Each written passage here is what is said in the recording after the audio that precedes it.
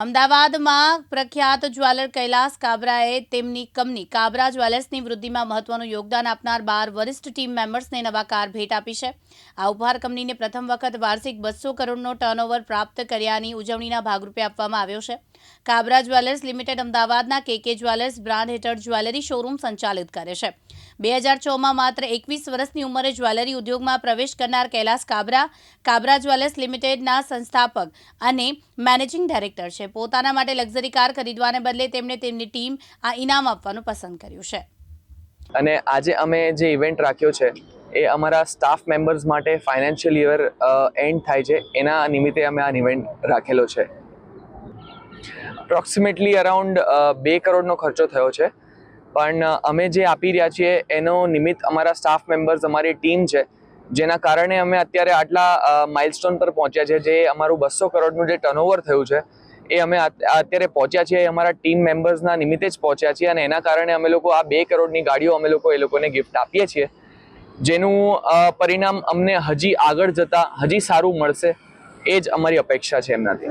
જી, એમાં મારું એવું કહેવું છે કે મારી જીત જે છે, અમારી જે જીત છે, કાબરા જ્વેલ્સની જે જીત થઈ છે 2006થી આજે 2025 છે, એમાં અમારી જે જીત થઈ છે અમારા ટીમ મેમ્બર્સથી જ થઈ છે, અમારા સાથીઓથી જ થઈ છે।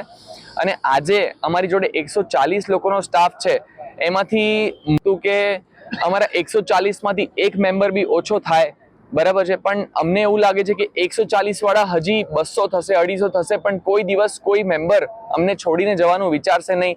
એનું કારણ એક જ છે કે અમે જે અમારા માટે ન વિચારીને અમે જે સ્ટાફ મેમ્બર્સ માટે વિચારીએ છીએ, અમે જે અમારા સાથીઓ માટે વિચારીએ છીએ, અમે એ લોકોને અમારા ભાઈ બહેન માનીએ છીએ, અમે એ લોકોને અમારા પરિવાર મેમ્બર્સ માનીએ છીએ, અને એ જે કરીએ છીએ અમે લોકો માટે, એટલે મને નથી લાગતું કે અમારી માટે કોઈ બી દિવસ ખરાબ વિચારે, ખોટું વિચારે કે ક્યારેક છોડીને અમને જાય।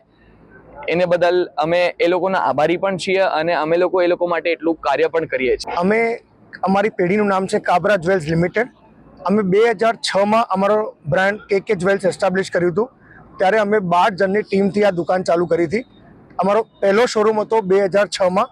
એ વર્ષે અમારું ટર્નઓવર 2 કરોડ રૂપિયા હતું, અને ભગવાનની દયાથી, અમારી મહેનતથી, અને સૌથી વધારે અમારા ટીમ, અમારા જે સાથીઓ છે, અમારી કંપનીના જે સ્ટાફ મેમ્બર્સ છે, એમના સપોર્ટથી આ વર્ષે અમારું ટર્નઓવર થયું છે 200 કરોડ રૂપિયા, જે માટે અમે બહુ જ આનંદમય મહેસૂસ કરીએ છીએ।